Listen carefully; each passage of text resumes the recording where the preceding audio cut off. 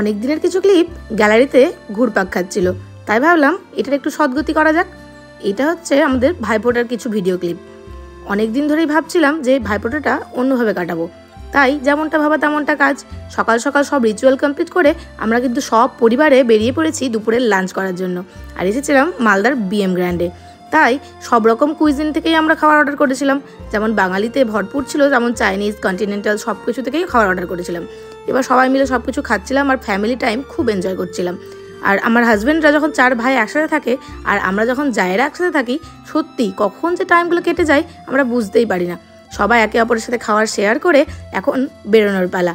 আমরা একে একে সব বেরিয়ে যাচ্ছি, প্রথমে আমি, তার পেছনে সবাই লাইন ধরে সুরসুর করে বেরোচ্ছে।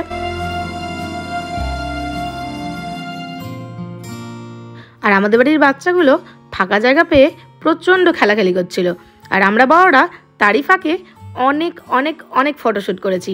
2 জা দেওরদের সাথে, হাজব্যান্ডের সাথে খুব খুব খুব খুব একটা মজার দিন কাটিয়েছি। যাই হোক, আলটিমেটলি দিনটা খুব ভালো কেটেছিল। আশা করছি সারা বছর প্রত্যেক বারটাই যেন এরমভাবে কাটাতে পারি। তা যাওয়ার সময় আমাদের ডেজুর বন্ধু, তার মানে রিজোর সাথে আমাদের দেখা হয়েছিল। তো চলো আজকের ব্লগটা এখানেই শেষ করছি। ভালো লাগলে like, comment, share and subscribe করে দিও আমাদের চ্যানেলটা।